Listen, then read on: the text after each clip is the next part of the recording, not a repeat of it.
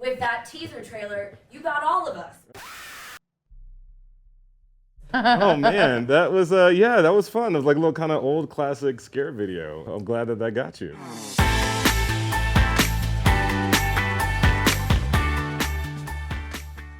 You decided to use the horror satire genre to talk about society's relationship with black women and their hair, black women and their own relationship with their hair. And why was this the way you wanted to tell this story? It started off having a conversation about Japanese and Korean horror films in particular, where there is a bit of a subgenre for hair horror. And I had seen a movie called The Wig and a movie called Extensions and was like, this feels so... Those movies themselves are not very American, but I felt like there's an American story in this. And I just I grew up with those 70s, 80s sort of gritty, kind of Brian De Palma, sort of psychological thriller, kind of satirical mashups. And I just felt like, wow, I would love to see something like this, but with our people in it and about an issue that I felt was important. And, all of the women in the film are named after my mom and her sisters. I feel like I owe a debt of gratitude to black women. And I just felt like I felt like that was the system that sort of marginalizes and oppresses black women and sort of, I didn't really want to moralize getting a weave or not. I wanted to sort of make us something about like the system that sort of gives people just one or two choices in order to move ahead. I wanted to take that system to task, and I thought it'd be a really fun way to do that. Well, how did you guys relate to this as women? I personally have never had a sew-in weave, but I did perm my hair for most of my life until I was about 16, and then realized this doesn't look good on me, and I don't like the feeling of it. And I just woke up one day and was like, my hair feels dead, I'm done with this. And I started locking it, and that was its own journey of hair, especially being an actor with locks. No one knew what I was doing or why or how to do it or work with it. And I almost lost a job because the hairstylist told the director, like, I can't do anything with that. And the director was like, too bad, that's who you got. And then he somehow figured it out and did something with it. But it was just, that for me, and then now cutting the locks and having natural hair again and going through that journey, this film spoke so deeply to that choice. And it took me, before I locked my hair, it took me a year to decide to do it. Because I was weighing, I'm an actor, is this something I want to do? I'm gonna limit myself for roles, do I care? Like it was a lot of soul searching before I decided that this is something I wanted to do in my heart outside of my business. But how many women outside of the black community have to go through that? Take a year to decide about a hairstyle. So this for me was like a validating, like, I see you moment. Yeah. I definitely relate to like every piece of this film. Like I was talking about at the premiere last night, whether it's washing my hair in the bathtub, getting a relaxer at a very young age, having a sew-in. I have a sew-in now. And it's interesting, it juxtaposes to the film because I have a sew-in as a form of protection for my natural hair in an industry where I'm constantly getting my hair done and no one knows how to protect my own hair. So it's a form of protection for me. I am grateful for my sew-in because that's how I can maintain the integrity of my natural hair. And I think that's something that a lot of people might not know about black women and what we're dealing with in the industry. But I've been through I've also walked into rooms where I felt like maybe people didn't see me, maybe saw me less because of my natural hair, or I wasn't as validated because of having this big natural hair that nobody really understood except for people that looked like me.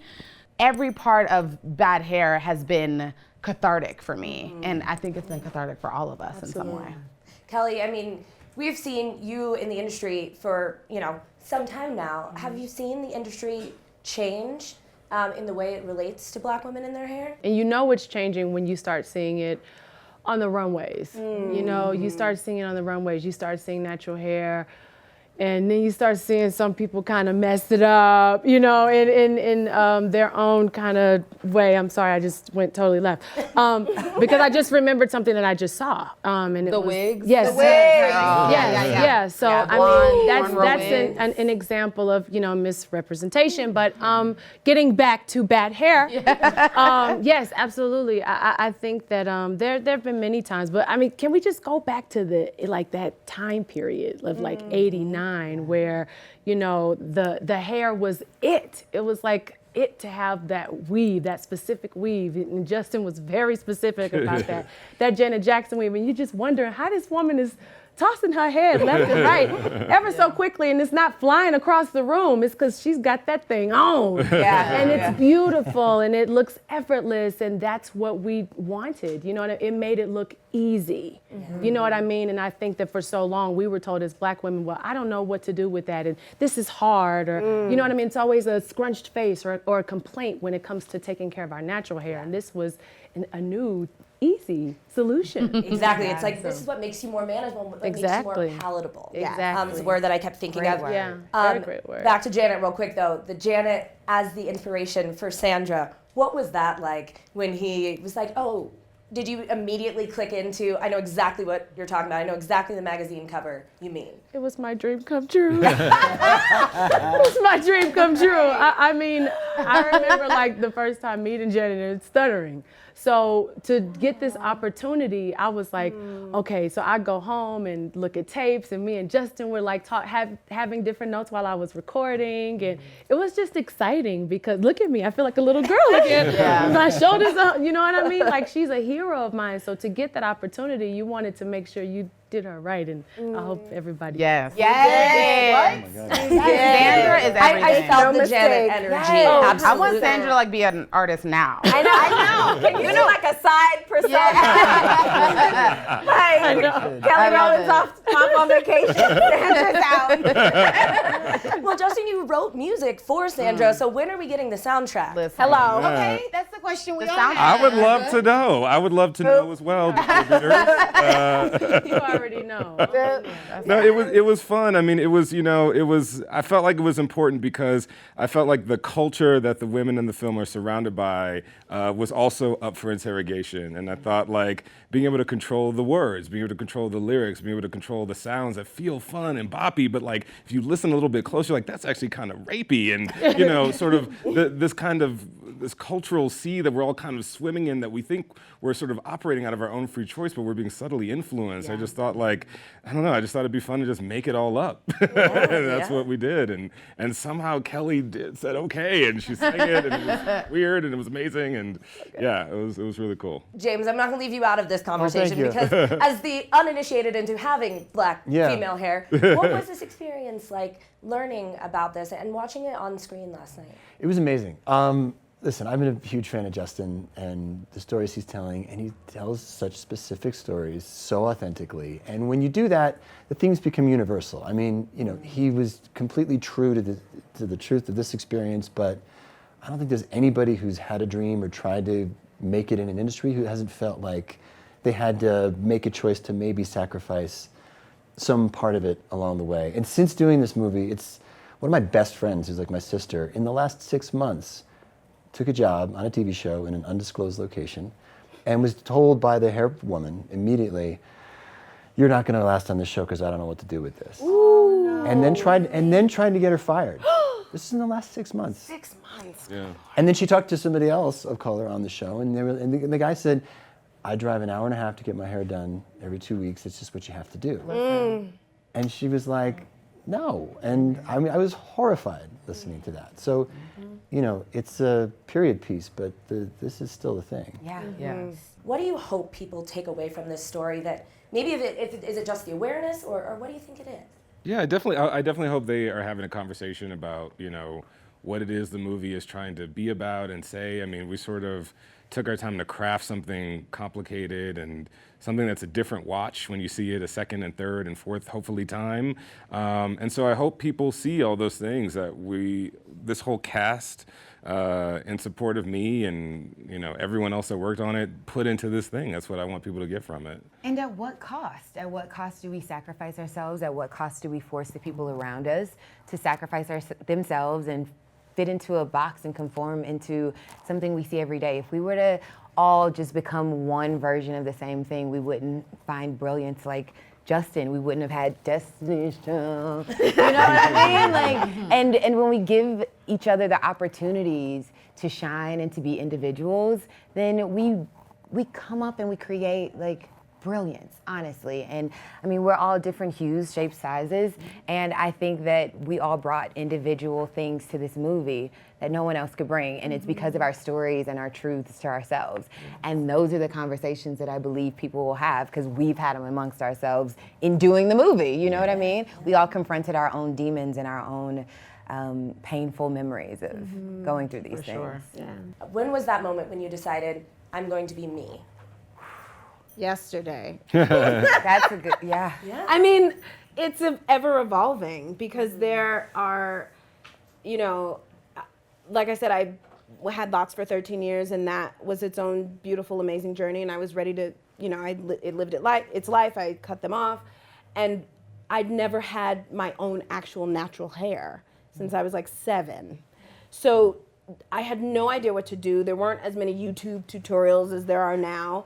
I was putting honey in my hair. I was eggs, anything. I don't know. I was just following nonsense that I found online and constantly trying to stretch it and twist it and manipulate it to still be acceptable in some way.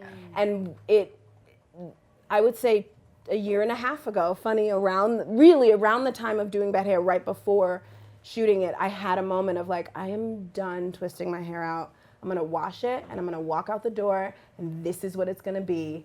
And it took a while to really own that, but I was just tired. That's kind of what got me there. I was tired. And I was tired of spending 2 hours a day on my hair. And that opened something else up for me, because you can't be accepted by society unless you accept yourself first. And so really finding that self-acceptance, and then, you know, miraculously, everyone's like, that's awesome, you look great. But I had to find it first, so yesterday. And that's with hair, but it's also with choosing to just trust who you are, my personality, and I mean, I know that I'm from Texas. 3 of us up here from Texas. I'm always gonna sound like I'm from Texas, guys.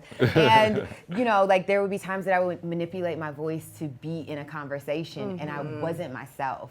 And one small thing, Justin actually allowed me to do that, and he changed a piece of the character and made her the niece in the family, because it's set in Los Angeles, so that I could keep my Southern drawl. And that's something so important to me, and it really mattered, because I got to say Annie. I say Annie. heard that. You heard that? I said it. And y'all and all those things, and that's a small thing, but it's something I had to just trust, because I went to a predominantly white university, and I heard myself start to do things just to fit in or to survive even. And you know, it took some time, but I'm me now, and that's a really great space to be in.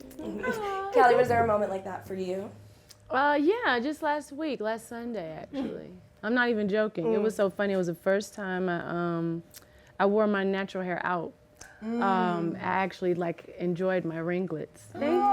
So thanks to Tracy Ellis Ross, she had this really great product, and I tried it and I loved it, and it really set my hair up all pretty, and I was like, I'm gonna go outside like this today. And I was like, this feels really cute. And so I come downstairs, and my son's like, Mommy, I really love your hair. And I said, thank you, baby. And it was just interesting, you know what I mean? Because I think it was his first time seeing me receive, you know, my natural hair.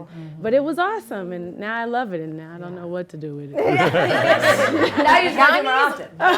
Johnny can I got teach the you. wash and go. I got you on wash and go.